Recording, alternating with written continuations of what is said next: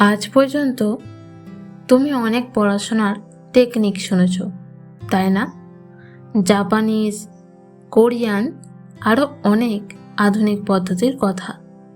কিন্তু আজ আমি তোমাকে বলবো প্রাচীন সময়ে কিভাবে বিদ্যা অনুশীলন করা হতো, আর সেই শিক্ষার পদ্ধতি আজকের সায়েন্স কিভাবে সমর্থন করে।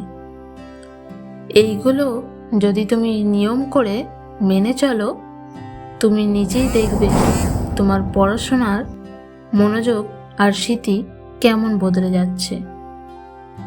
আজ মায়াকন্যা তোমাদের জন্য নিয়ে এসেছে গভীর 7টি সায়েন্টিফিক ফ্যাক্ট, যা তুমি মেনে নিতে বাধ্য হবে। ভিডিওটা শেষ পর্যন্ত দেখো, কারণ হয়তো এখান থেকে তুমি অনেক নতুন ও গুরুত্বপূর্ণ তথ্য জানতে পারবে। আর এই রকম আরও তথ্যবহুল ভিডিও পেতে সাবস্ক্রাইব করে পাশে থেকো। দেরি না করে ভিডিওটা শুরু করা যাক। Fact number 1। প্রাচীন যুগে ব্রহ্ম মুহূর্তকে বিশেষ গুরুত্ব দেওয়া হয়েছিল, কারণ ভোরবেলায় আমাদের মস্তিষ্ক সবচেয়ে সতেজ ও নতুন তথ্য গ্রহণের জন্য প্রস্তুত থাকে। আজকের সায়েন্সও প্রমাণ করেছে সকালে উঠে পড়াশোনা করলে মনোযোগ বৃদ্ধি পায় আর স্মৃতিশক্তি উন্নত হয়। তাহলে এখন থেকে নিজের মনোসংযোগ বাড়ানোর জন্য ভোরবেলা উঠে পড়াশোনা করা অভ্যেস করো। Fact number 2। প্রাচীনকালে শিক্ষার্থীরা নিয়মিত ব্যায়াম করত, কারণ তারা জানত যে এটি শরীরে রক্ত সঞ্চালন বাড়ায়, স্ট্রেস কমায় এবং মনকে সতেজ রাখে। আজকের বিজ্ঞানও তাই বলেছে, নিয়মিত ব্যায়াম করলে মস্তিষ্কে অক্সিজেন সরবরাহ হয়, যার ফলে মেমোরি ও মনোসংযোগ উন্নত হয়। Fact number 3। প্রাচীনকালে শিক্ষার্থীরা পুষ্টিকর খাবার খেত, যেমন শাকসবজি, ফলমূল, বাদাম, কারণ তারা জানত সেগুলো মস্তিষ্ককে শক্তি দেয়। বর্তমান সায়েন্সও বলে স্বাস্থ্যকর খাদ্য মস্তিষ্কের কার্যক্ষমতা বাড়ায়, পড়াশোনায় মনোসংযোগ বাড়ায়। তাই আজ থেকে অস্বাস্থ্যকর খাবার খাওয়া বন্ধ করে দাও, যা তোমার মনোসংযোগকেও বাড়াবে আর শরীরকেও সুস্থ রাখবে। Fact number 4। বৈদিক যুগের শিক্ষার্থীরা পড়াশোনায় মনোসংযোগ বাড়ানোর জন্য আরও একটি গুরুত্বপূর্ণ কাজ করত, যা তাদের মনকে শান্ত করত এবং একাগ্রতাকে বৃদ্ধি করত। হ্যাঁ বন্ধুরা, তোমরাও চাইলে এই পদ্ধতি অবলম্বন করতেই পারো। বর্তমান সায়েন্সও এই পদ্ধতিটিকে বিশেষ গুরুত্ব দিয়েছে।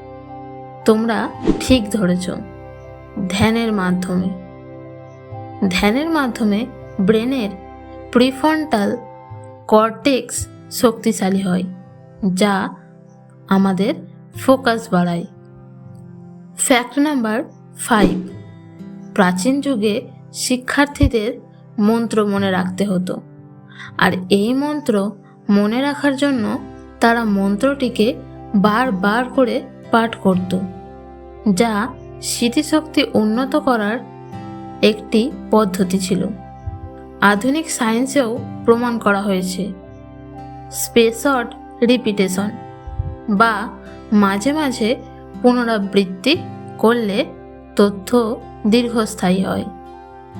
অর্থাৎ তোমরাও যদি পুরনো পড়াকে মাঝে মাঝে রিভিশন করো, তাহলে তোমাদের মেমোরিতে তা দীর্ঘস্থায়ী হয়ে যাবে। Fact number 6। প্রাচীনকালে গুরু শুধু শিক্ষক নয়, জীবনের গাইডও ছিলেন। তারা শিষ্যের পড়াশোনা এবং মানসিক বিকাশে সাহায্য করতেন। সায়েন্সও বলে একজন ভালো মেন্টর শিক্ষার্থীর আত্মবিশ্বাস ও শেখার গতি বাড়ায়। সুতরাং তোমরাও যদি তোমাদের গুরু বা শিক্ষকের পরামর্শ মেনে চলো, তা তোমাদের পড়াশোনার ক্ষেত্রে অনেক হেল্প করবে।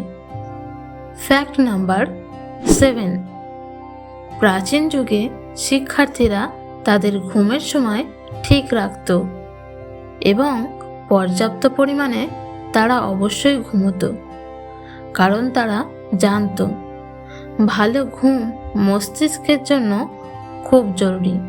বিজ্ঞানও বলে পর্যাপ্ত ঘুম না হলে স্মৃতিশক্তি ও মনোসংযোগ কমে যায়। ঘুম আমাদের মস্তিষ্ককে তথ্য প্রক্রিয়াকরণ ও পুনরুদ্ধারে সাহায্য করে। তাই প্রতিদিন 7 থেকে 8 ঘন্টা অবশ্যই তোমাদের ঘুমের প্রয়োজন। আচ্ছা, তোমরা দিনে কতক্ষণ ঘুমো? কমেন্টে আমাকে অবশ্যই জানাবে। আজ তুমি এই 7টি বৈজ্ঞানিক ফ্যাক্টের মাধ্যমে শিখলে কিভাবে প্রাচীন বিদ্যা আর আধুনিক সায়েন্স মিলে তোমার পড়াশোনায় কতটা সাহায্য করতে পারে। এই পয়েন্টগুলোর মধ্যে কোন কোন পয়েন্ট তুমি নিজের জীবনে ব্যবহার করবে, কমেন্টে আমাকে অবশ্যই জানিও, কারণ তোমার মত আমার গুরুত্বপূর্ণ।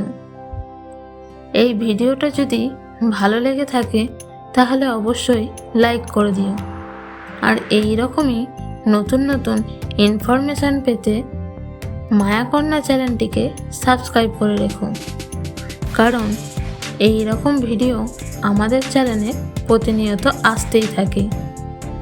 আজকের মতো ভিডিওটা এখানেই শেষ করলাম। দেখা হবে পরের কোনো ভিডিওতে।